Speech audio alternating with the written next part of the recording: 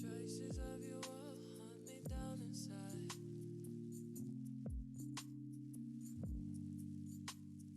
I should run and go, I should run and hide, but I'm stuck on you.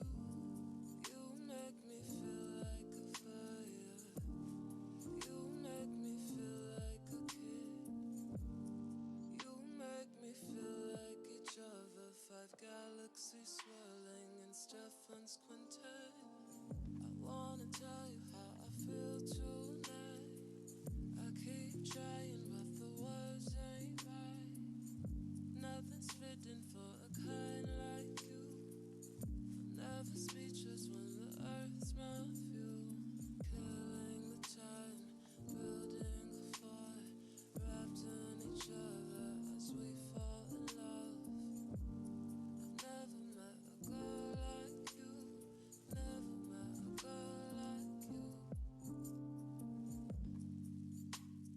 Traces of your lips linger on my waist.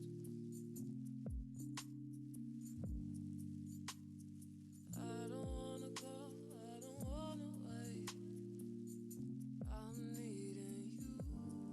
We shouldn't speak of this magic. We should just say what they know. I've heard a rumor of humans who sniff out the good things to suck out the soul.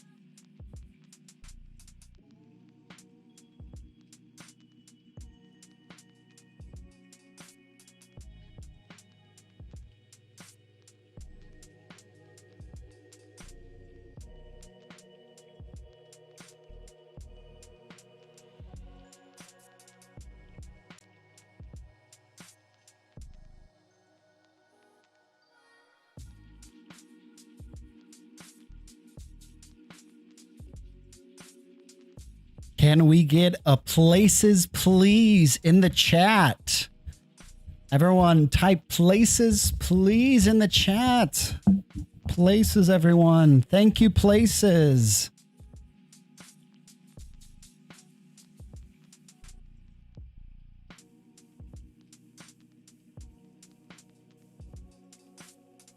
We got to get a thank you, places in the chat here. Let's see.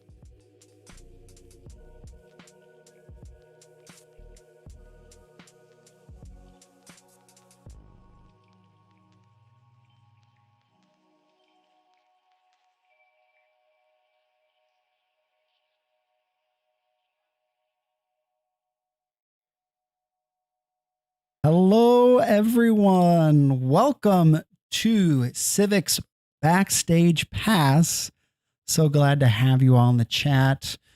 Shout out to Sadie Algie, who is our first person joining us. So congratulations, Sadie. You win the bonus points for today's stream. So we're in an interesting predicament here. We're online, and I know most of you are probably used to seeing Civic on stage, but I think the beauty of art and theater is that art can be anywhere. You know, you really only need, I think, three things for theater to happen. You need a space, which is here on YouTube and on Facebook. You need an audience, which is you lovely people. And then, of course, our wonderful performers that we have set up and ready to go for you all today. So welcome all. Kyle, we miss you too. It's been so long. So thank you for joining us tonight on this Friday evening. The sun's out. It's a beautiful day. And I'm glad I get to spend it here with you all.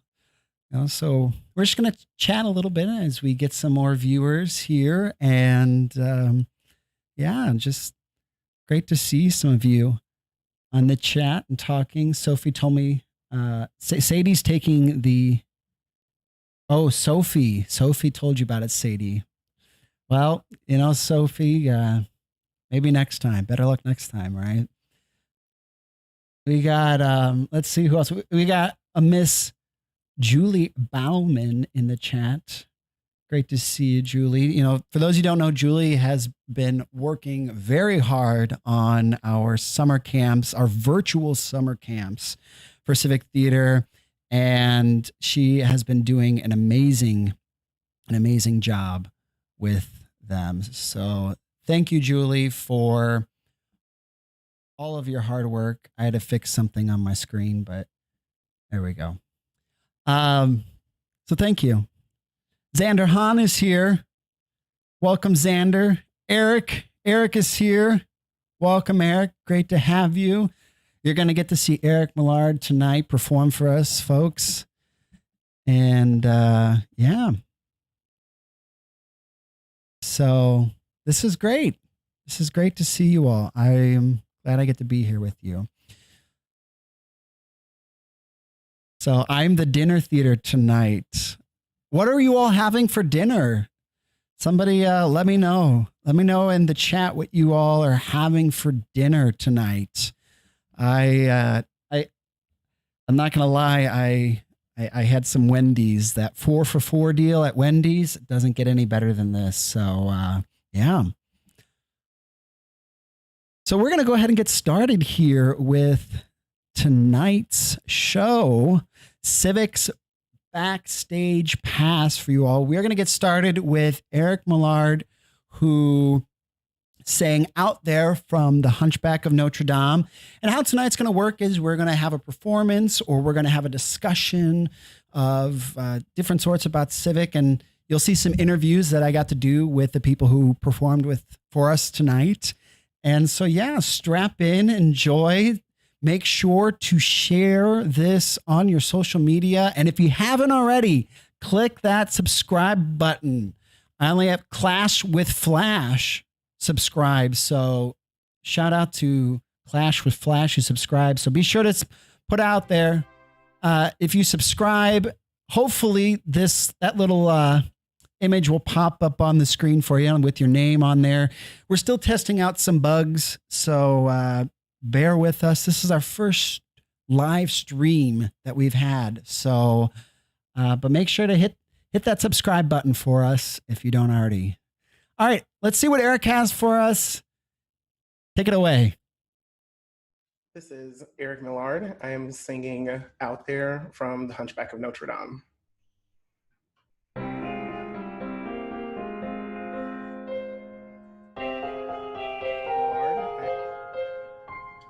Safe behind these windows and these parapets of stone, gazing at the people down below me.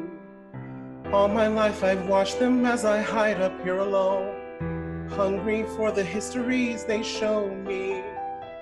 All my life I've memorized their faces, knowing them as they will never know me. All my life I've wondered how it feels to pass a day not above them, but part of them. And out there, living in the sun, give me one day out there. All I ask is one to hold forever out there, where they all live unaware. What I'd give, what I'd dare, just to live one day out there.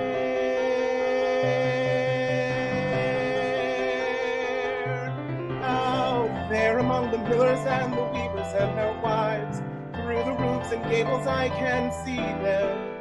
Every day they shout and scold and go about their lives, heedless of the gift it is to be them.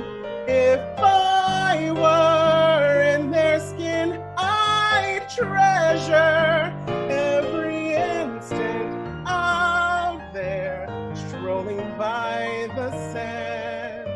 Taste the morning out there like ordinary men who freely walk about there just one day, and then I swear I'll be content with my share.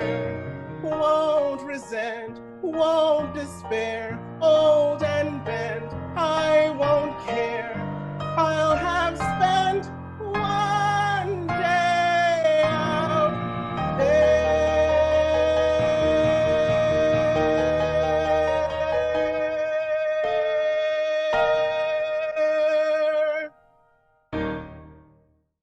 Eric, how you doing?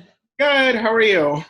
Thanks so much for singing and performing for us. It sounded amazing. Oh, thank you. So tell us a little bit about joining Civic, your first experience with Civic Theater. So my first experience was with Annie, and Melinda Miller directed that one. I had not been on stage. Well, I had been on stage like for a choir and things like that before, and I had just done a show in Wayne Township the summer before, and I just kind of got the bug again to start performing. So I looked up what the next Civic Theater event was, or musical thing was, because I don't consider myself a great actor, but I do love to sing.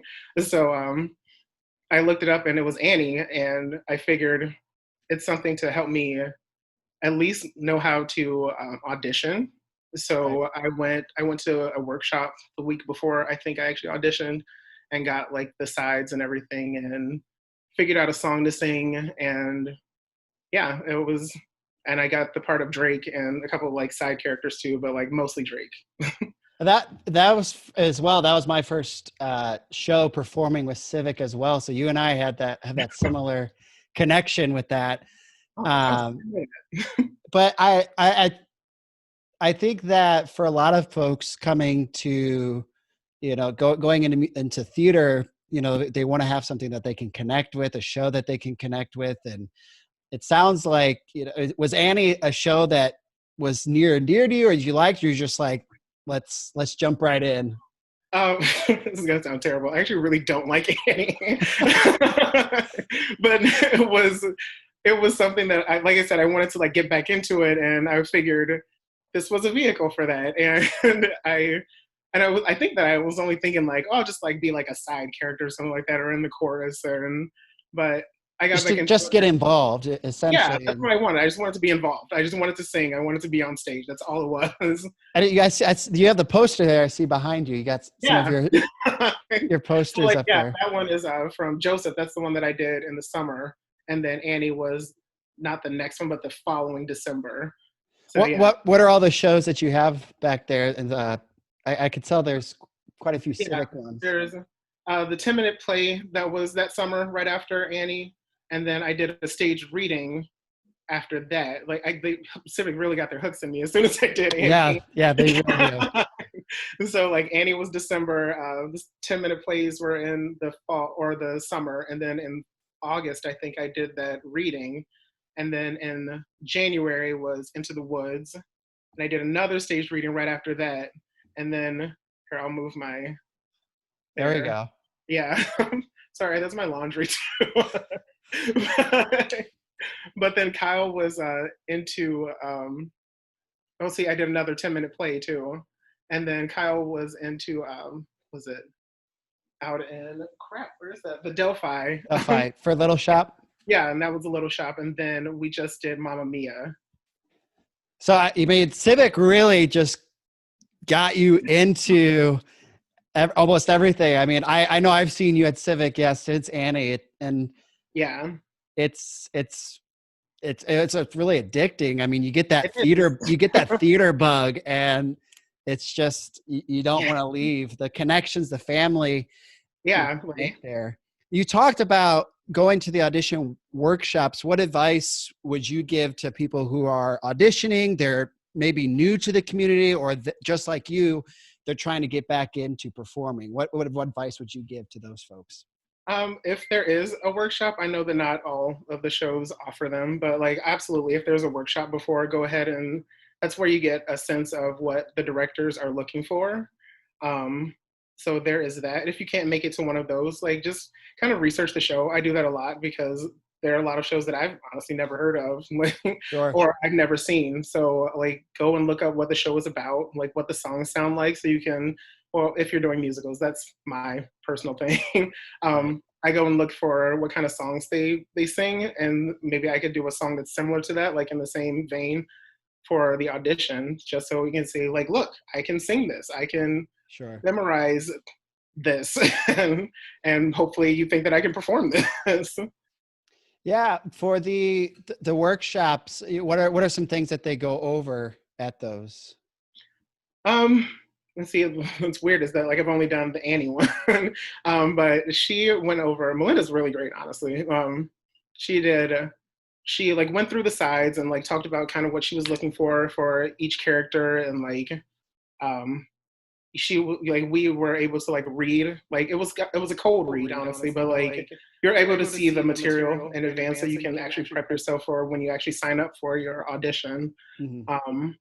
But she introduced herself, told us what she was looking for, like cast wise, like but yeah, it was just a little bit of like what the show was about. Like I said, like there are times where I don't know what a show is about before. So, would you say that there were mostly new folks who were at the audition workshop? Was it welcoming? Did you feel intimidated going to that, or what was your experience with that? For me, it was because I didn't know anybody. So at the time I couldn't tell, but there were people that I had seen in shows before, because I still do. I volunteer as an usher sometimes. And I had seen like a couple people that I had seen on stage there too before. So but it's always very welcoming. They love seeing new people. Yes. It was very welcoming, and it was, for me, I'm not, as much as I love to perform, I don't like meeting new people. It's kind of a weird thing. So sure. Yeah. the extroverted introvert? Is Yeah. that the proper term for it? I think so. Cause I'm like, I love being on stage. I love performing, but like once I'm done, I'm like, please don't talk to me. It's your outlet. The stage is your way of saying, "Hey, everybody, I'm okay. I'm here. I'm having a good time. Now leave me alone." But yeah, like I think that's where I met Julie Bauman for the first time too, Yeah. and she was very, very nice, very welcoming. Like, and it felt like I had known them for a long time. So like I felt very secure when I went in there, and it's where I met Paul too for the first time, and yeah, just a bunch of really great people that I really, really like now too. Well, and Annie was such a big cast that you just really got to see what the Civic community was all about. Mm-hmm. Yeah. With Civic being closed or at least closed in the sense of not putting on any stage productions this fall, what do you see that we as a community can do to help support Civic during this time? There's always donations, obviously. There's I think I've seen there might be like some sort of a fundraising effort. So if you can volunteer with things like that, or I don't know if like they need like help with the building or anything, or like I feel like there's always something you can do, like maybe looking up grants or something, like if that's what you do, things like that. Yeah. I think that something that I've learned is that there's so many people out in our community who know how to do like specific things really well that I know that I know nothing about. And so I've realized that once you put it out there and say, hey, we need somebody who can do this, someone who knows how to, like you said, maybe knows about a different grant that Civic can get involved with, and volunteering. I think he's, talking about volunteering time, helping go and clean the building, or even once Civic does open. I mean, you said that you volunteered helping with ushering as well. Those are some great things for that. So last question I have for you is the Aladdin Genie question. So you found the genie's lamp, and the genie comes out and he gives you one wish that you could give to Civic Theater. What wish would that be? One wish that I could give to Civic. I think right now, just because of like the way things are, I think it would be like eternal funding, so that like you could keep doing this, and because it means so much to so many people, like not just the actors and directors and the stage hands and the set designers, and like there's so many people that you don't even see, but like it means a lot to our community. There's just so many people who I will see out and they'll be like, I saw you in Into the Woods, or I saw you, like you were Drake and Annie. Like I have friends whose kids know me as Drake, but like you're famous. Yeah. But they like that's their introduction to theater, and that's what gets them hooked, and that's what we need. We need more people in the arts who are creating and making ways for us to explore ourselves as people and artists and all this other fun stuff. Well, I think that's a wonderful, wonderful sentiment. Thanks so much for performing and joining us. And you have a great rest of your summer. All right. Thank you. Thanks for having me. And you enjoy your summer as well. Thank you.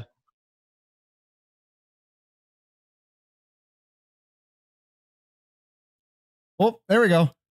Thank you, Eric, so much for taking the time out to join us and doing this for everyone. We really appreciate it. Chat, I'm seeing a couple of rooster calls, and I hope that cock-a-doodle-doo did well for you. Maybe I'll do it a little bit later for you, but I appreciate the shout out, Eric. We really hope you continue to stick around. You've been an amazing part of the Civic family, so thank you. So chat, I asked you guys what you're having for dinner earlier, and I want to see who has the best dinner here. So Julie Bauman said chicken, baked potatoes, and broccoli. That sounds pretty good. What kind of chicken? What'd you put on the chicken, Julie? Let us know. How do you cook your chicken? Is it like chicken under a brick? Or are you like me when I was in college? I just like would stick chicken in the oven and take it out and eat it. Let's see what else we have. Let's see. Thea had grilled chicken. I'm going to butcher how I say this. Pesto Genovia, yes. Grilled sweet potato fries, her own secret recipe, and fruit salad, and some sort of wine thing called mangocini. I'm guessing that's how it is. I probably butchered that, Thea. I'm sorry. Kate Walker had. Kate's really enjoying her night. She had some almonds and a nice little drink for herself. Oh. So some of you may notice in the chat, there are some links that are popping up there for you to buy Civic merch.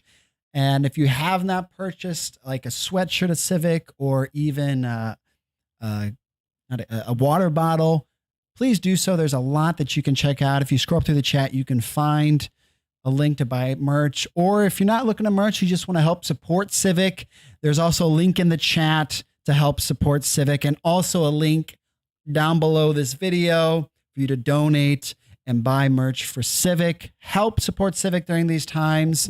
We know that times may be tough for you as well, but if you are able to, out of the goodness of your heart, keep Civic alive. We're still moving and grooving here. And again, we're so glad to have you here tonight. So next up that we have on our stream tonight, I got to sit down and talk with one of our board members, Mrs. Abigail Laufman, who's in the chat with us right now. And we had a nice sit down discussion. And one of the things that I hope that these streams can do is help us as Civic talk to other people out there in the community, whether it's within our own Civic community or outside of the Civic community, kind of help to grow our family. And so Abby and I have a nice discussion about one of the things that Civic has done for her in her life. And so, you know, if this is something, this type of stream that you want to do, if you want to perform, if you want to be a part of a discussion panel, if you want to do a monologue, if you want to, just as our very own Craig Martin did, if you want to paint, whatever skills that you have, whatever talents you want to share with Civic, please do so. You know, you are not forgotten. You are still loved. You are wanted.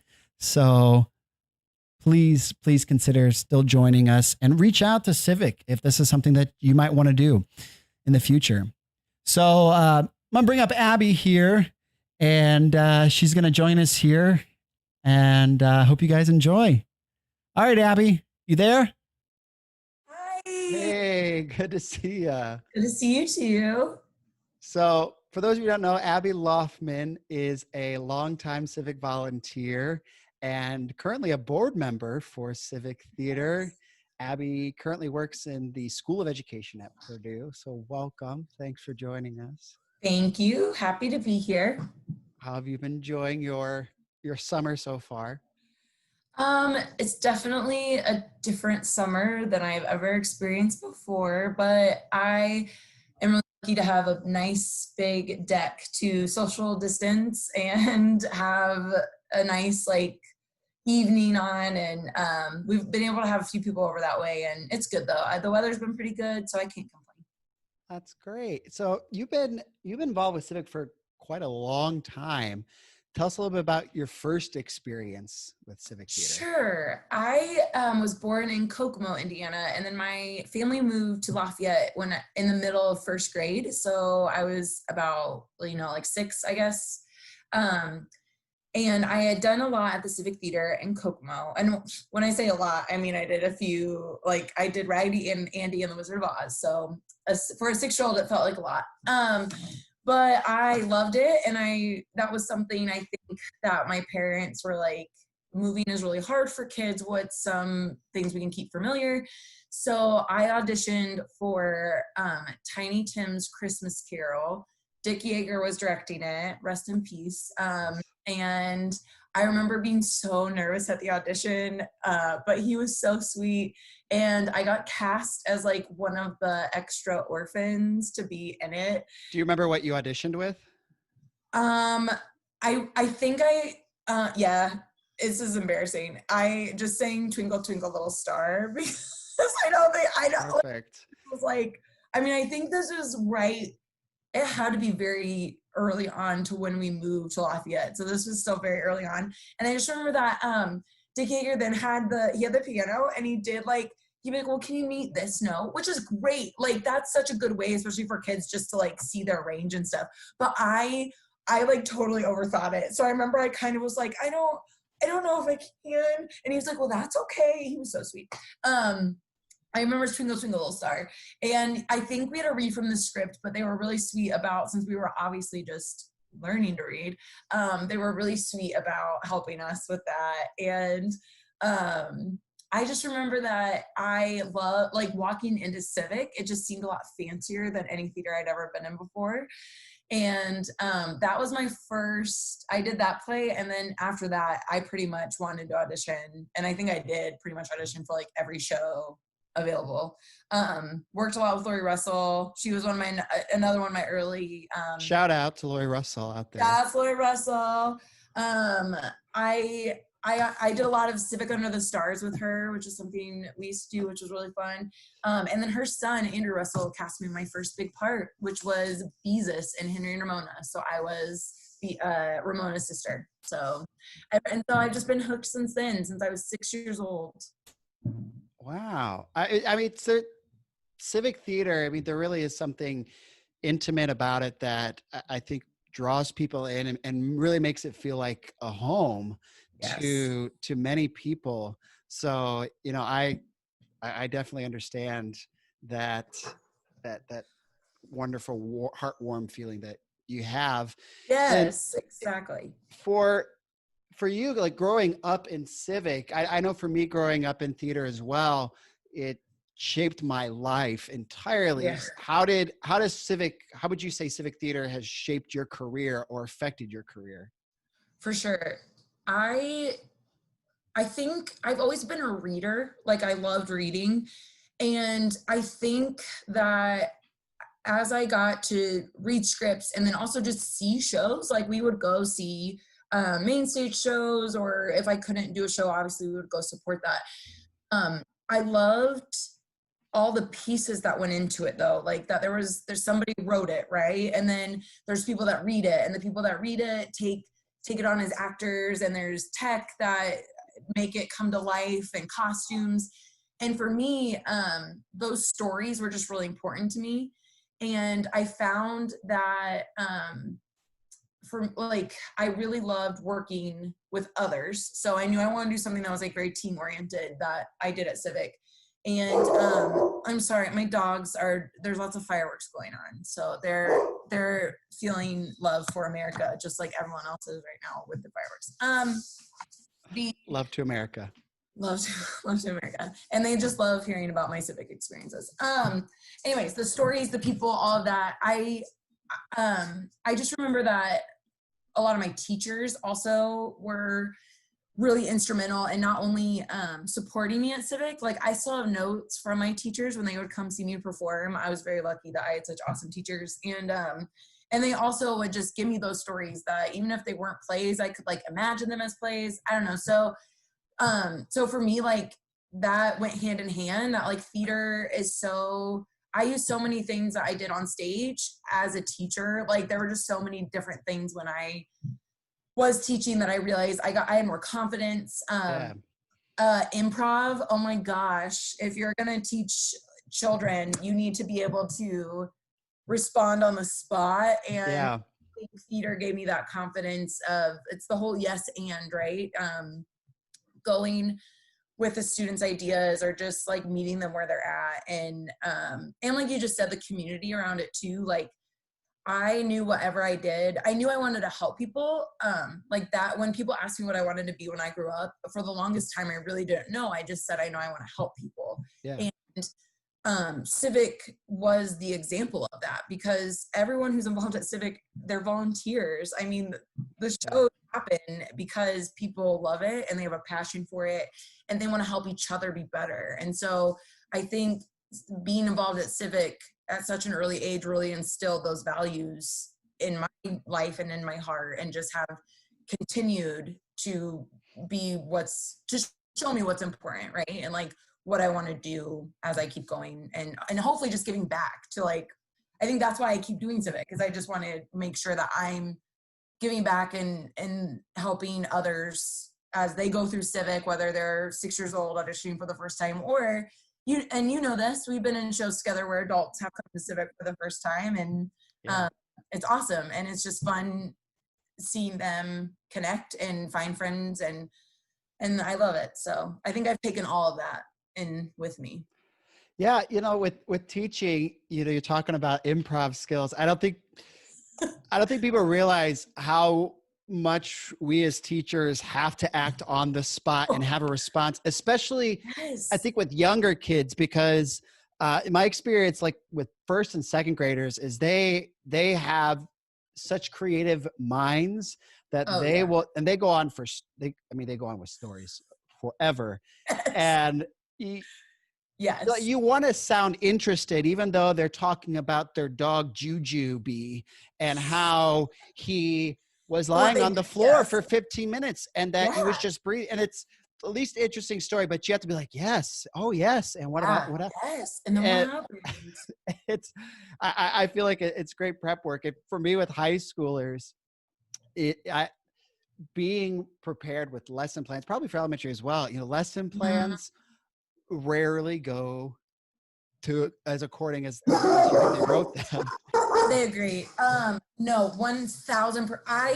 Your best laid plans, right? I mean, I feel like that's, as I got more through, like after my first year teaching, you kind of do realize that, like where you're like, oh, that didn't go as planned. And you're kind of, I feel like at first you're like really panicky about that, but just as you learn, like you just got to kind of go with it and just trust in the process. Just like you said, that's so true. Yeah. And I found Civic for me was that after school break, as I believe everybody needs something that is theirs, that they can go to, that is solely their own. And theater's always been that for me. And so moving to Lafayette, I needed to find that place. For like the first 6 months, I don't think I really did anything when I moved here. And finally, when I decided to go out and meet people and audition for shows and get involved with Civic, I started meeting friends, and it was life-changing. That's something that's great about theater and Civic, again, that intimate community that we have with each other. Yes. So speaking of, working in Civic quite a bit, Abby, I do have to do a little bit of a deep dive on your profile to find this picture. Oh boy. Okay. I'm not going to say how long I was going through your photos, but if you could explain to us,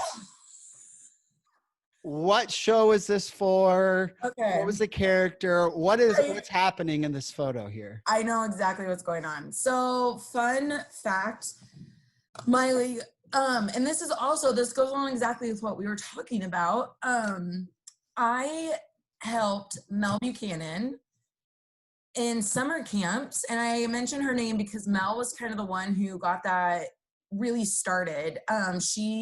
She kind of got the idea of like a summer intensive camp where the students, the kids are there for the whole day, and then for like that whole month they work on putting together a show.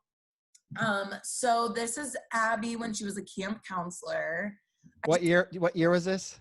This has to be 2009 or 2010 maybe. It can't be later than that because it's like freshman year of college, somewhere around there for you. It'd either be it's either the summer right after freshman year and maybe after sophomore year, but this looks like this is pretty prime after freshman year. So that would have been It might have been Guys and Dolls, also could have been Annie. Either one of those shows. And we had theme days at camp. And I believe this was Nerd Day, which I am a proud nerd. I hope no one should take offense. Like, this is Totally. actually me on a daily basis. Like, I took off my glasses and I became the popular girl. Like, it's just like every movie you've ever seen, guys. I'm totally joking. But anyways, notice the red glasses that do not have any glass in them. I think they were sunglasses, but I wanted them to be glasses. So there's that. Also, that button is a dinosaur button. I don't know where that is, and I'm actually really upset about it. Yes. Let's try to see if we could zoom in on it. It's a dinosaur. I don't think we can. Well, you're lost then, because it's a really cool button. I have like some pens in my little pocket, and I believe the shirt and the suspenders were both from a late night run to Walmart.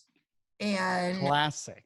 Yes. Classic. I believe I still have those suspenders, so they have served me well. So what you're saying is you can bring this back for everybody to see. I can bring back my true form, my true self, because Civic will accept me.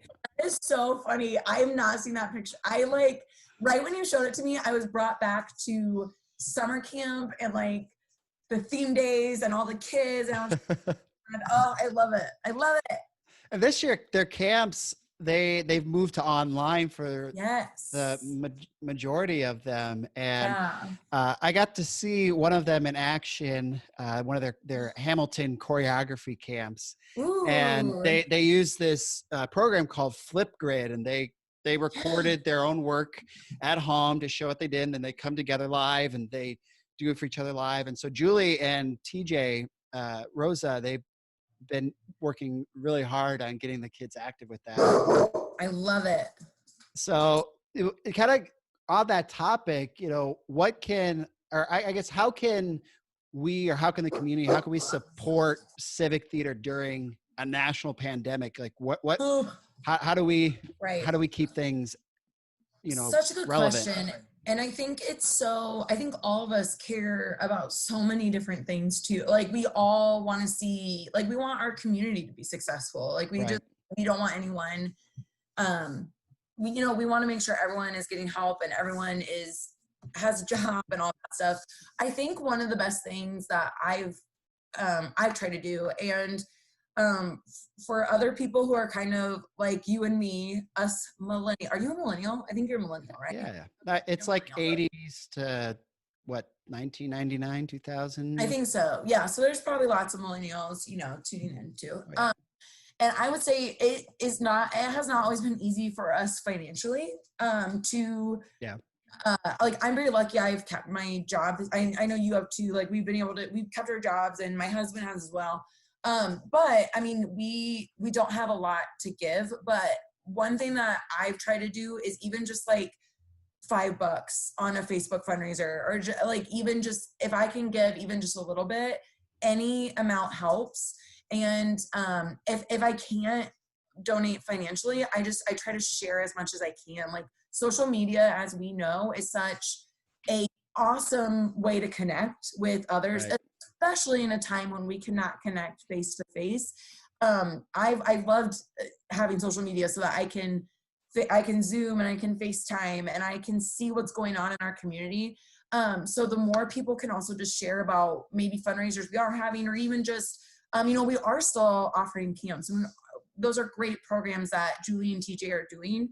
So, and we have space and we want more kids. So if you can share that and share it with your neighbors, share it with your family. And I think too, just following on the social media platforms and keeping up to date with what's going on, that's a huge help. And one thing I just thought of while we're talking right now, if you've been to Civic Theater and seen a show, go on Facebook, write a review, talk about your experience at Civic. As Andrew has said, it really is such an intimate experience, a great community. And the more people that know about Civic, and I mean, I know people who just this past year have been like, I thought Civic was just a children's theater, or I didn't even know Civic existed, which we're just so glad that they found us. So the more that you can share so that people know that, hey, we are here for you, for the community, and we want you to be part of that, the better it is for all of us. Those are like my big suggestions, especially ones that don't necessarily cost money. Yeah, there's social media has exploded to where it's like a free marketing platform. Gosh, yes. And if you think about how many people we know, you know, it's you share that people are friends with up to like 1,000 people on Facebook. Yeah. That one link that you sharing a stream like this, that's potential 1,000 people, and the interconnections that we have. And one thing that I was taught as a student, and something that I taught my students, is you never know who's going to come to a show. And you never know who's going to watch something like this, who's saying, wow, this is something I would love to support. This is something that I would like to be a part of, even, and trying to expand Civic, to grow Civic's community. So I really think this is something that can be amazing for Civic. I think you hit the nail right on the head there. Oh, and when you said that too, like, check out our website. There's a volunteer section that you might be able just to also like say, hey, when we can be safe in person and things like that. Like, I love, maybe when I was kind of talking about like the tech side, maybe you are like, oh, I'd love to do costumes. We always need, like, we would love to invite you to help us for that. So, and we have merch. I forgot about that. We have like water bottles. Merch, yeah. So, yeah. So, Abby, last question for you. This is a Genie from Aladdin question. If you had one wish, even though the Genie gave 3, if you had one wish, it's fair. It's okay. For Civic Theater, what wish would you make? Oh my gosh. One wish. Okay. I think my first thought was like $1 million. Like, just because. But but now I'm like, but is that what I want? I think, oh, Andrew, it's such a good question. Still think I want $1 million though, for Civic. I'm sure they wouldn't mind. I'm sure, yeah. Rachel is like 1-2 mil. Like, is that where? Why did you only wish for $1 million? Why didn't you wish for? Okay, wait. Trillion. I think I know what I wish for. I wish for unlimited amounts of money, as much as we have. But I have reasons. Reasons.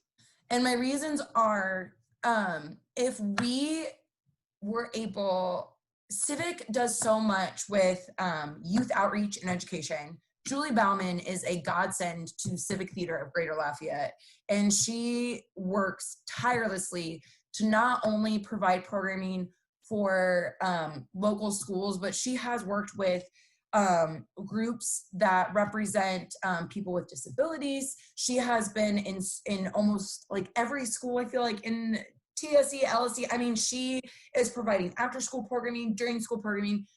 She's doing it all. And if she had more people to help her do that, I think our reach would be amazing. And Rachel Lopez, 2 years now, I think she's been with us. Just in that time, look at how our theater has looked beautiful. We've gotten the lobby renovation. We now serve fun beer and wine, but also coffee and tea. But like we offer more things like that. We've done different shows that we've never done in the past, and Rachel always is pushing to do more. And I just think, and maybe unlimited money isn't the answer, but I think that would be my wish, because it sure feels like it would make some things maybe a little easier. But grease the wheels a little bit. Yes. And I say that because I just know and it's everybody's wish for more time, more resources. And I feel really lucky to even get to speak to that, just because even people watching and like you said, people sharing this, hopefully some of our conversation is resonating with you, and you're going to help us build that and be part of that. So I think that's my final answer. I'm going to text you at midnight and be like, I changed my mind. So just beware of that. I'm put my phone on vibrate. Yeah. Put it on silent now, because I'm going to be thinking about this all night. I'm going to be like, I should have wished for this. And yeah. I love Civic so much that this feels real. So, and it's not, but it feels real. Well, I think it works well, and it means well for sure. So It thank does. thank you for joining me for this interview here I and love this, this Andrew. discussion that we have Yes. about Civic, and the hope for this.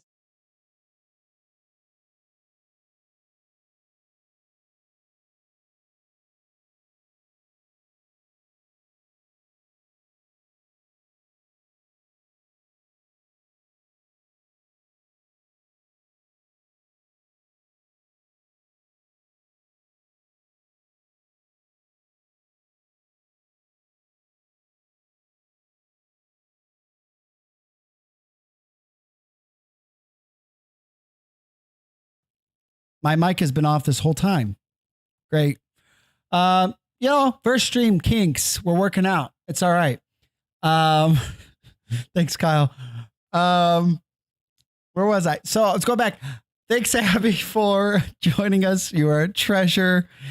And have to give a shout out to some of our donors.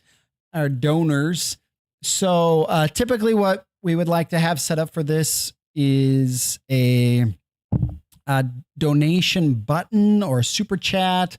On Facebook, there are donation buttons as well. We had a little bit of kinks here and there, but that's all right. But I'm going to show you what normally will happen when someone clicks and donates. So there's a fun little doodad that pops up there for you. I don't know who John is, but John's the made up person for the test there. But I do have to give a shout out to Thea, who donated, and to Sadie Algie, who also donated $10 with her birthday money. So thank you, Sadie, for that. Sadie said, "You're welcome. Thank my grandma too, because she gave me the monkey." She gave you the monkey, the money, the monkey, whatever you kids are calling it these days. But thank you for your donations. I tried to get a poll going on there, but I don't think it popped up for you all. So we're just going to say that test did not work out, but that's okay. It's all good. So we're going to move on next to one of our Civic youth participants for many years, and he is now graduated and heading off to college. He's a scholarship winner, and we are going to miss you, but I guess he's not going too far. So Xander Haan wrote a monologue here for us all, and I can't remember what the title he said it was. Xander, put the title of your monologue in the chat so we could all see what it is. Thank you. In honor of your kids, Ryan, Rebecca, Aaron, and Stacy. It keeps asking. Yes, I know, Kyle. There's a poll. I'm not sure what's going on, but we fixed that. But thank you so much. Xander has this monologue here, so we're going to let him take it away for us.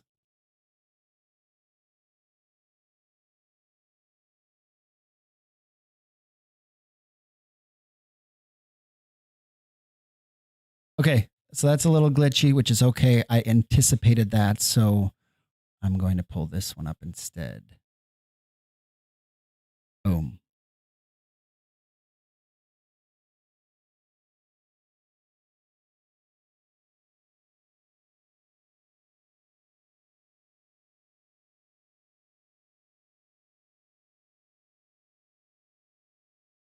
You've done one thing that is just inexcusable. Okay, we're going to restart that. Sorry. Working out the kinks. My first stream. Thanks for your support. Hey, COVID. How's it going? You've kind of messed me up lately, but that's okay. I mean, I forgive you for most of what's been going on. However, please take note that I said most. Yeah, not everything. You've done one thing that is just inexcusable. I mean, you can take away my prom, You can take away my graduation. You can even take away my trip to Disney. But if you touch my movies and TV, you are in deep trouble. And you have done just that, and in the worst way possible. It all started when, because of you, A Quiet Place 2 got pushed back indefinitely. That was the start of the true apocalypse, the cinema apocalypse, as I would call it. I mean, I remember sitting in math class when I heard that news, and my heart dropped because I knew that was only the beginning. And then Black Widow got pushed back, as well as every single Marvel movie. Did you know that the last Marvel movie came out on July 2nd? An entire year ago. That's too long. Way too long. It feels like it's been an eternity. Plus, the Disney Plus shows might get pushed back, which is just as bad. You've definitely crossed the line there. And, I mean, I appreciate you trying to make it up. I mean, you released Scoob on digital not too long ago. Too bad that movie is mediocre. I mean, I love Scooby-Doo, but that's not at all what I was looking for in a Scoob movie. I mean, it's the thought that counts, I guess.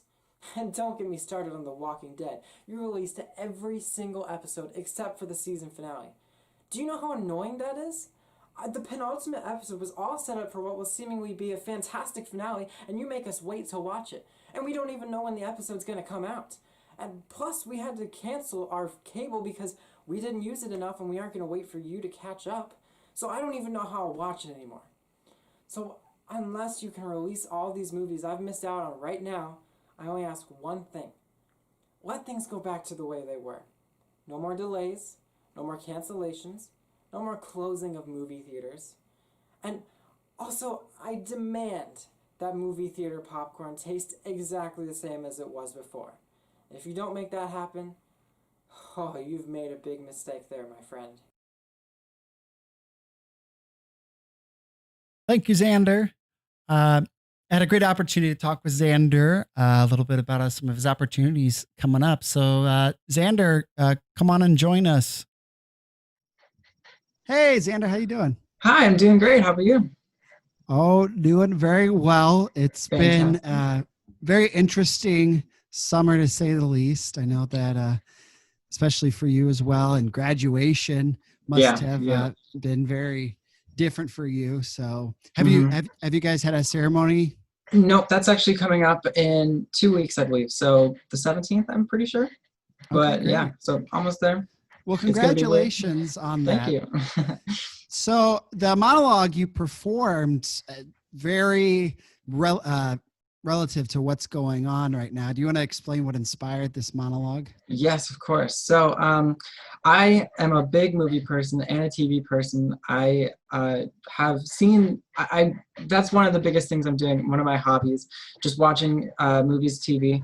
And quarantine, it's done a lot. It's done a lot of bad things. I've said in there, like, it took away my prom and my graduation. And my trip to Disney, which was way back in March, I believe.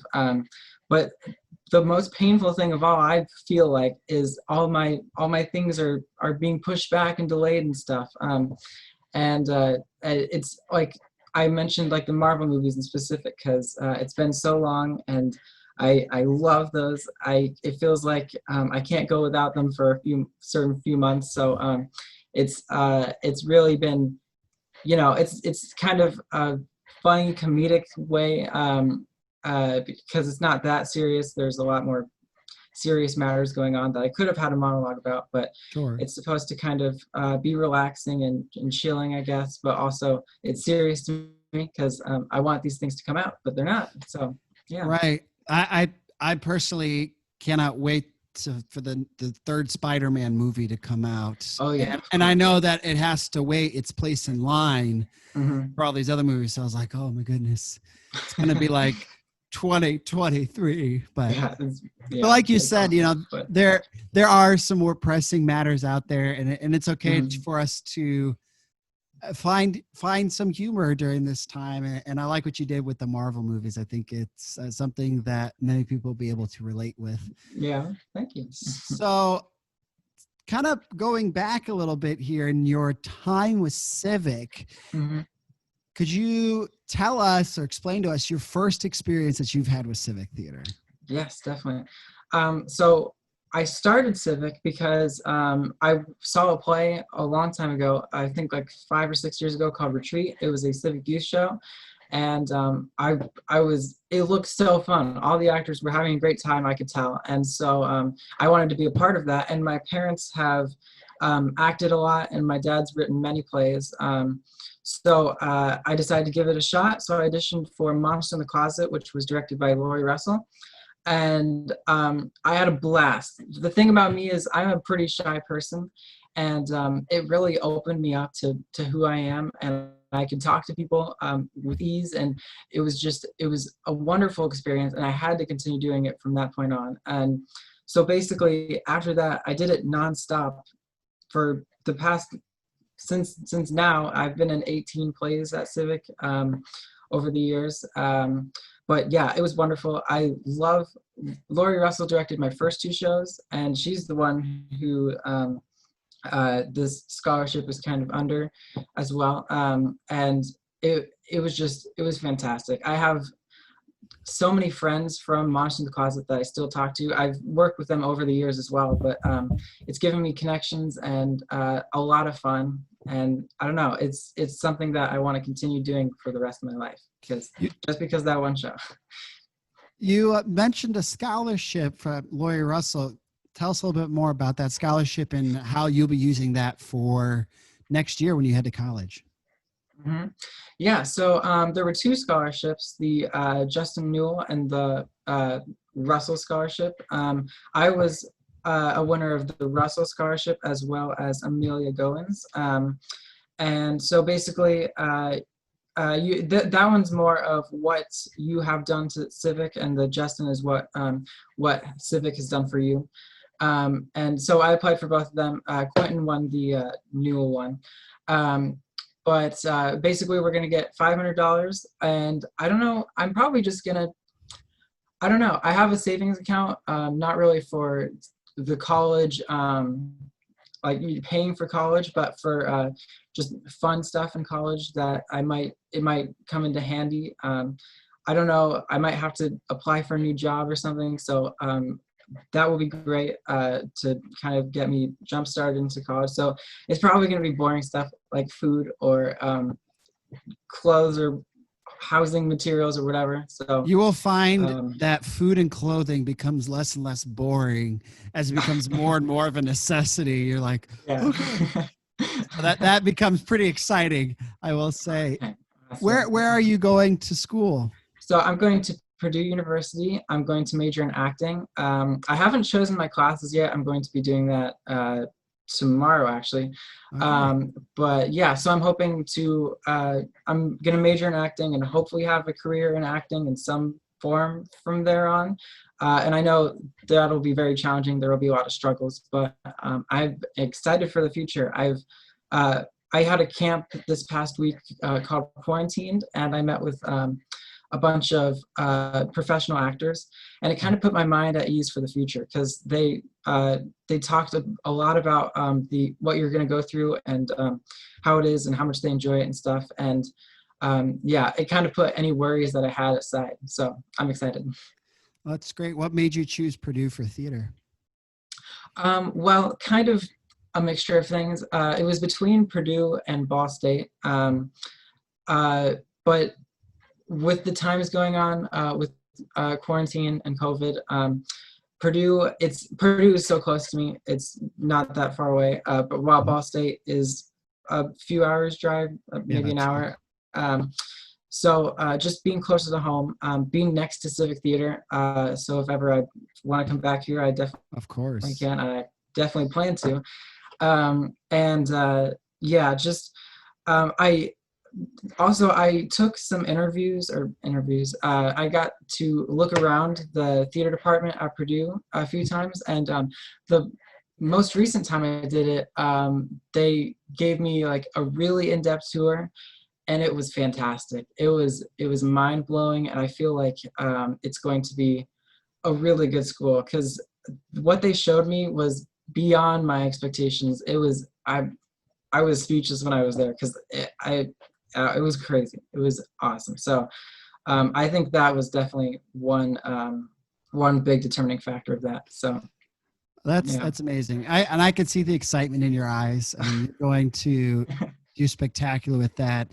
You know, my experience in going through school is that the students who, you know, went in all the way for acting or for musical theater, whatever it is that they wanted to do, they went in 100%. Even after school, it was this, you live, you breathe theater. That is what you want. And there's that drive. And so, you know, I hope that you continue to have that drive as you go through college and even after college, as you look to get involved into professional theater. So well done to you, sir. Thank you. So our last question here before you go is this genie question that I've been asking everybody. It is, if you had you had the genie's lamp from Aladdin, Mhm. and the genie gave you one wish you can make for Civic Theater. For Civic Theater. Okay. What would that wish be? Oh my gosh. Well, I would probably wish that. I would probably wish that they had the funds to do whatever the heck they wanted. Sure. So they can do all the shows that they ever dreamed of, and had all the budget for the best theater in the world. Just, it's all in their possibility, all in their grasp. So yeah, that's probably my one wish. That one's tricky though. I like that. It is a tricky wish. Believe it or not, a lot of folks share the same wish that you had, and it comes from kind of, as you explained your experience with Civic, it comes from that love that you have, that this feeling of connection and intimacy that you have with the people that you meet there at Civic. And so it is very well thought out wish indeed, and heartfelt. So Xander, thank you so much for performing for us. Yeah, and we hope to see you soon. Obviously we'll be over at Purdue checking out some of the great work that you'll be doing on stage, no doubt. So thank you so much, sir. Best of luck to you. Thank you. Thank you. Yeah. Thank you, Xander. Appreciate that. We are just about finished here with tonight's stream. Looking at some of the things in the chat here, Kyle Brown had a pretty good idea. Hot dogs at the concession stand. So I'm curious, how many of you out there would go for hot dogs? If you would like hot dogs at Civic Theater's concessions, go ahead and put a 1 in the chat. Just spam 1 in the chat for me if you'd like hot dogs. So some of the trends that I'm hearing from these interviews, one of the trends I hear from the interviews is the overwhelming impact Civic youth has had on this community and our family members there at Civic. Just thinking of how many people started their civic journey at Civic Youth. I noticed we have a lot of Civic Youth already in the chat. If you have been personally affected by Civic Youth Theater, put a smiley face in the chat for us. Big old smiley face. If Civic Youth has been something that has greatly impacted your life, Civic Youth Theater was my first experience with Civic, and doing Little Mermaid Junior. It was the summer after I moved here to Lafayette to teach at Jefferson High School, and got to meet the wonderful Mrs. Julie Bauman, and she was just about to give birth to Stevie. And if you have not gone over to Julie Bauman's Facebook page and watched all of Stevie's videos, then you are missing out, because that girl should be on a TV show. Julie, I don't know what you're waiting for. I mean, I think Stevie is ready. She is ready for the stage. She is ready for the TV commercials. I say we all just take them up to Chicago and get them an audition. So, yeah. Look at all those smiley faces in the chat for Civic Youth. Well done to everybody involved with Civic Youth and our current Civic Youth Director, Julie. A tip of the hat to you if I had a hat. Well done. So before we get into our last performance, I want to kind of make sure you all know how to get to Civic Theater's website here. So make sure when you go to LafayetteCivic.org that you click this join now to get the newsletter. If you don't have the newsletter yet, make sure to go on that button and join it. I've already joined the newsletter. So make sure to go to Civic's website, check out any updates that they have going on. But the biggest one, two things that you've been seeing going on through the chat throughout the night, we've been talking about are support and merch. Different ways that you can support Civic Theater. So merch, go ahead and click there. You can see some of the wonderful swag that you can get from the website here. And it's so easy. Look at that. You can get a nice tote bag, a tie-dye. You can get a little fishing hat over here. And look at that. You can get a sweatshirt, water bottle, decal stickers. Just click on shop now, folks. It's so easy to do. Look at all of these wonderful different designs that you can get. You can get a cotton canvas sling bag there. That's what they call that there. I don't know how you all are still here and not clicking on the merch. All right. And last but not least, of course, you can go and support Civic Theater and donate today, whatever you can. Civic is in your hands, folks. We are going to continue to put more out there for you. And speaking of things that are coming up, our next artist who is going to be joining us is Craig Martin. And I'm going to do the interview first with Craig before he goes into his painting. Many of you know Craig Martin from either performing, but most of you have seen his work in the lobbies, out in the community. Craig Martin has graciously offered and donated his time and talents to Civic for the posters. So we're going to get into that here before we end things. But I want to thank you all for joining us today. Stick around to watch Craig. We hope that you guys enjoyed this. And in the chat, please put in the poll that I was going to ask earlier was asking about what are some of the things that you liked from the stream? What are some things that you want to see more of?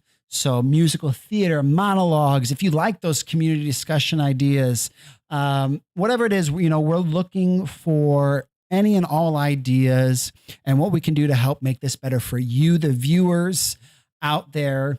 So thank you so much. Love having you all. Remember that you are loved and to love one another out there. Take it away, Craig.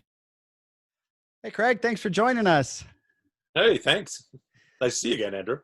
So we're really excited to see what you have painted for us. I noticed that you posted on your page as a preview for everybody. I was taking a look at that. I really enjoy watching artwork being created. I know you've done some live streams previously, and it seems that you have a fairly good turnout for that. How's that been going for you? Yeah, well, I only did it twice because the first time worked really well. The second time I had a really bad connection.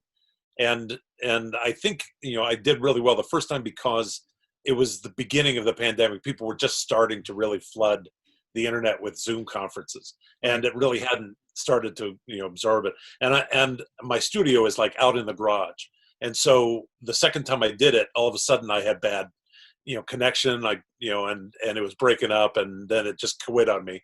And so I haven't done it again just because I don't know how to get a great internet connection out my garage. If somebody could solve that issue for me, that'd be lovely. But or Get a- Wi-Fi. Get like I a can't. 200-foot wire cord from your home all the way out. We actually have a really huge Ethernet cable There that you go. somebody gave us like years ago, but I don't have an Ethernet connection on my laptop anymore. Sure. And I tried to find one, and they sent me the wrong one, and I was like, maybe it's not worth it.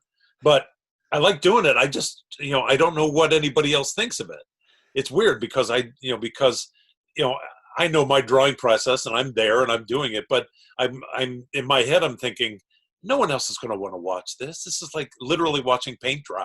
This is like literally watching like the slowest process in the world take place. And so I never know whether anybody has any interest, but I get nice comments on it. So, apparently people do enjoy, watching this sort of, They I do. think it's just sort of this amorphous thing that starts to clarify and slowly starts to take on a form, and then they see it. And so There's actually a pretty big following online for Bob Ross. I don't know how aware you are, but I mean, there are Bob Ross streams that go 24 hours and they have thousands of people that flood to watch Bob Ross still. So there's definitely a lot of relevancy and entertainment value. You've been involved with Civic for quite some time. So if you could think back to your first experience with Civic, tell us a little bit about what that was like and what you were doing. I started, and see, I didn't really, people think I've been around longer than I have. I started with Civic in 2010 or 2011, late 2010. And Civic at the time was doing the greatest or the best Christmas pageant ever, which is on the schedule again for this year, but has been canceled now because of pushing the schedule back to start in February. And but I was there the last time we did it in 2010, this Christmas 2010, and I was painting Steve Kohler's set for him. I was just doing some simple painting stuff because I had, as an artist, I had done some set work for Jeff High School when my daughter was there, and she was in all of the music programs and the theater stuff. And so I had done a lot of sets for them there, but I'd never done much with Civic at all. And so I was helping Steve out. And then one day I came out into the lobby and I said, I told him, I'm going to go get some paint and some lunch and I'll be back in a little bit. And he said, hang on a second, come on over. And there was another woman standing there talking, and she was directing the next main stage show, which was All My Sons by Arthur Miller. And he said, we just want to talk to you a second. I said, okay. And they started talking to me. He said, what are you doing for like the next 6 to 8 weeks or something? And I said, why? And they started telling me about the show. And I thought they were talking to me about doing the set for the show, but I wasn't picking up. I was like trying to pick up what she was talking about. And then literally I had to say, you mean to be in the show? And she said, yeah. And I said, I don't even know if I can do that. I'm not even sure. I mean, I hadn't acted since like high school at some point. I'd never, just never done it. And I just thought, you got to be kidding. I don't think I can do this. And she said, oh, I think you can. I've seen you, do some stuff around and speak in front of, people. And I thought, I'm not sure I can remember anything like that. I was, at the time I was like I was 49 years old. And I thought, I haven't done this forever. I have no idea. Turns out I could. And it went well. It went, I had a great time. I really enjoyed it. And all of a sudden it opened up like a whole new vista on, on my creative life, things that I'd never really, honestly, I'd never considered that I could do that. Yeah, it sounds like Civic was a stepping stone into this whole new life for you. And yeah. I've talked to quite a few people, and Civic has been that for them. This open doors to say, welcome to this community. And we're not just going to use you for one talent. We're going to find other uses for you. We're going to help you grow. And I've noticed that with a lot of people, even for myself. So I love that you have the same experiences. How else have you, I know that you've done quite a bit of set painting as well, but you've done some great other projects for Civic as well that I'm sure anybody who's been to Civic has seen your work. So tell us about that. Things are around. I mean, I was friends with Steve Kohler before, honestly, I started going to Civic stuff. I just wasn't in, part of the theater scene. And Steve kept, we would go and have coffee, a bunch of us in the arts, and talk about our organizations, talk about the frustrations we had and problems, and we would sort of make suggestions. And Steve was talking about different things, and then one day I said, what's not helping you is your posters. I said, I hate to say it, but I said your posters are really just not working. They're not interesting, and you can't read them. And he said, I know, but they're pro bono. Somebody's doing it for free, and I can't. He said, I can't overlook that. I just can't afford to have somebody do a professional poster. And I said, what if I did them for you? And I said, I can at least do the artwork, and I can lay in the the graphics and stuff, and and lay it out to an extent that you can read it better, that it draws people's attention to the different things. And so I started doing that, and I guess it's been, oh gosh, I don't know how many. I think it's been 6 years now. I can't remember. I think it's either 5 or 6 that I've done like all of the posters for the season. And then they say, oh, we have stage readings too. Can you do those? And I started doing stage readings and the summer shows and the camp shows. And I thought, oh, okay. So I've done, God knows how many. I think it's over 80 something posters that I've done. Although I counted a while ago, but so that's one thing. And it's just nice. It's not a, I don't know. I hate to brag about it. I enjoy doing them because it just puts a little better presence out there for Civic, that there's a dedicated image for whatever show it is. It definitely gives credibility to Civic as a professional organization. And what they do. My first experience with Civic in their summer camps with Little Mermaid Junior. We got the show poster and we hadn't met. I didn't really know anything about how posters made. I got this. I was like, wow, where did this graphic come from? This isn't from Disney. This is too good for Disney. And so I was thoroughly impressed. And when I found out that I see all these posters and finding out that they're locally painted, I admire that, because I think that's something we all should be able to do for our communities, is find ways to give back, to help, create for our communities. And I love how you're doing that. So thank you on behalf of everybody else. Thank you so much for you're welcome. That's all I've ever asked, is just that people say thanks, that basically Rachel or the director say, what, this really helps us, this that's all I need to know. It's an interesting, I have fun. It's a creative challenge for me, because I have to, I look at some of these these titles and I don't know them, or I've known a little bit about them, but I think everybody has done so and so poster, or done that show. How do I make it something different, or how do I make it not steal from the movie, and et cetera, et cetera.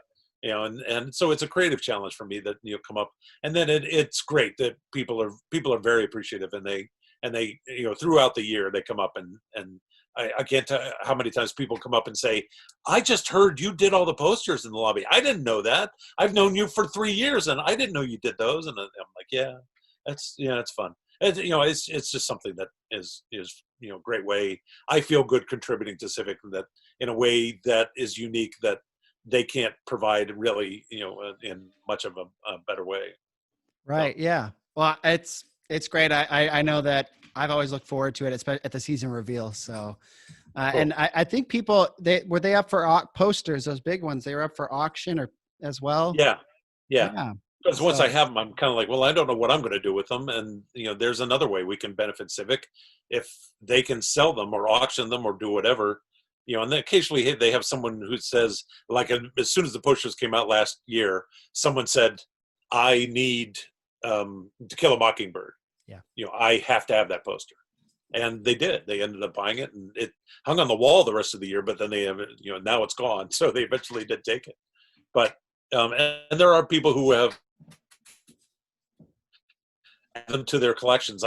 I know there's about 3 or 4 people in town who have them, in their houses hanging, and it's just kind of fun that they're collecting some of them. So that's great. If you were giving advice to someone who, whether wanting to be an artist, kind of getting started with this, what advice would you give to them to help guide them, and what you do? Oh, geez. See, I don't know how to. I'm not sure how to answer that, because when you study to be an artist, a lot of times you don't study to be, well, sometimes you do study to be something specific. I studied to actually be a printmaker and draftsman, and I was going to teach in college, in universities, and that just didn't materialize for me. But other opportunities did. And so what I've always told people in the arts is, creative arts is what it is. It's a fluid game. It's not always very lucrative. You're not going to make $1 million unless you're really lucky and you stumble on something and, Right. that nobody else has found. But what I've always told people in the arts is really learn and try on everything you can. Get some experience with everything, because you never know where it's going to come in later. And then just be fluid, be ready to move and adapt to opportunities as they present themselves. Because I suddenly came out of college, I couldn't find teaching jobs, but I got a job running a little art gallery and a decorating business. And then that led to doing an academic gallery at a college, and then a university. And then I got a little bigger jobs, and I ended up in Indiana doing the same thing at Purdue. And it just kind of, I was making my work, but then I got into this gallery game at the same time. And you just kind of keep branching, you just keep opening the door, or keep leaving the door open, basically. And illustration was not something I pursued. It was just something that I said, oh, I could try that for you, and that's where I ended up doing that. So, and you've done quite a bit of gallery work yourself as well, haven't you? Yeah. I did a lot of at Purdue. I ran the galleries at Purdue, and so we were presenting a schedule, of exhibitions, and obviously trying to get a variety of different types of artwork, different people from across the country, internationally, men, women, people of color, people of varying sexual identity, all through, just trying to intersperse as much variety of art and personal creative response as we could find. And I did that for about 17 years over there. So it was, it's an interesting game, and I'm no longer part of that, but it's interesting to always keep looking at, at different people's works, because people, it's just like people. There are so many varieties of people, and every time another artist comes up and leaves school or finds their maturity in doing something, there's a new voice, there's a new vision, there's something you haven't seen before, and so there's always something new to look for. And the great thing I feel about visual art is that, especially during a time like we have now with the pandemic, it's easy still for us to be able to go to a museum wearing a mask and practicing social distancing while we're there, but we can still go appreciate it. We can still go out into our yard and paint the flowers and then find peace with that. And so I kind of pivoting with that is, how can we support Civic and the art that Civic does during a national pandemic? Yeah. It's an interesting challenge, because, a theater is a very, very different, bird. I mean, it's not, visual arts are going to come out of this fairly soon without too much, because usually in an art museum or a gallery, you don't have to worry about social distancing. You're usually by yourself, unless it's a big reception. There's a lot of people, but that's rare. Usually you walk into an art gallery, museum, and you're in a room where there may be a handful of other people, and that's not difficult to space out. Theater is a very different bird, because it is an intrinsically crowd-like, environment. It is meant to be a shared, crowd, experience, and you are feeding not just off of what the actors or the performers are giving you, but the people around you, how they're laughing and tittering, or how they respond and they gasp, or they moan out of recognition, or something. You're all doing that one time, and right now you just can't do that. We can't go there. So we have a couple of ideas in mind. I came up with something that actually I had started a few years ago. I proposed with Steve Kohler when he was there, doing an installation on stage on the Monon, just filling the stage as if it were a set, as if it were something that, were a set that could be acted on, but so dense that no one could actually put on a show there. that it just would be lit, from above, from within. It would be its own artwork, but it would inhabit the stage. And so it would be a very big, dense, multi-layered, installation of artwork. And I applied for a grant to do it. I didn't get the grant, and Civic, generally most times the Civic schedule is so tight that we would have like a 2-week window to pull something like that off, given that there were camps and everything else happening. And by the time camps are open, there was like a 2-week window, and then they started setting up for the next, for the fall, main stage show. So there hasn't been time to do it before, but now there is.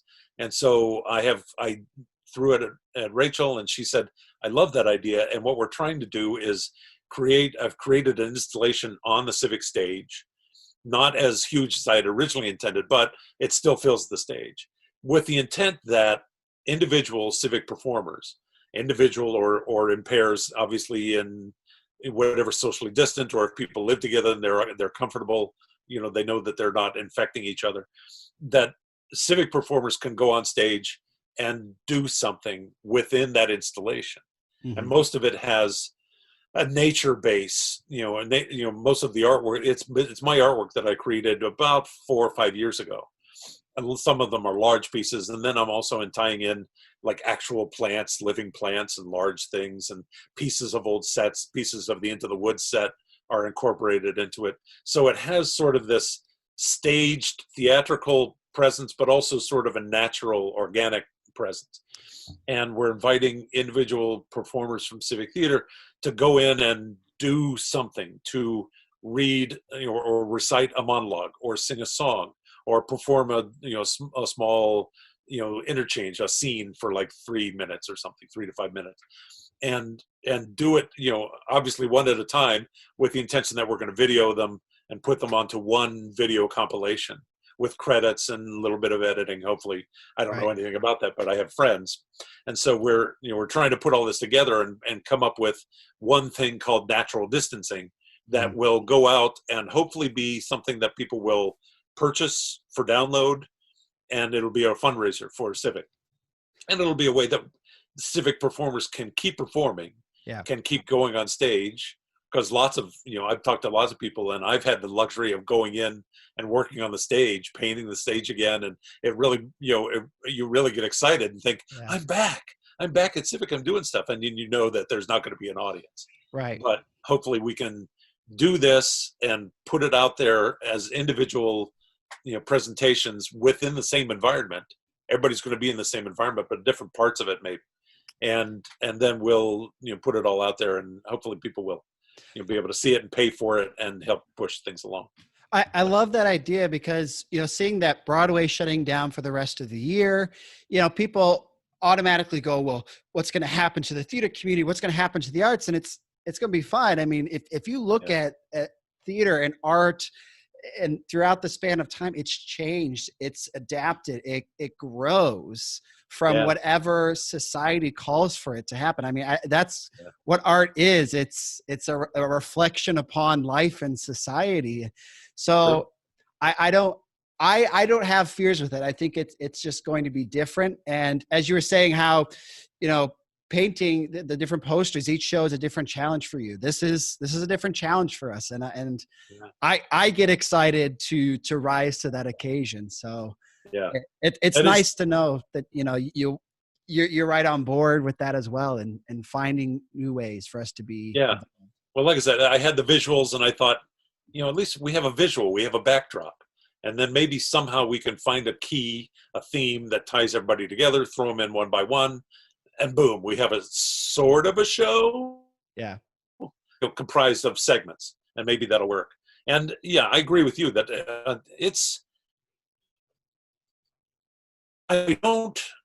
I do worry about Civic Theater, and that they obviously don't have, money coming in. They don't have income coming in. Right. It says my internet connection is unstable. Just hang, if I disappear, hang on, we'll come back. But Civic, I am concerned about, and obviously with the delay that we've had to push everything off until February, and everybody's just kind of in a holding pattern.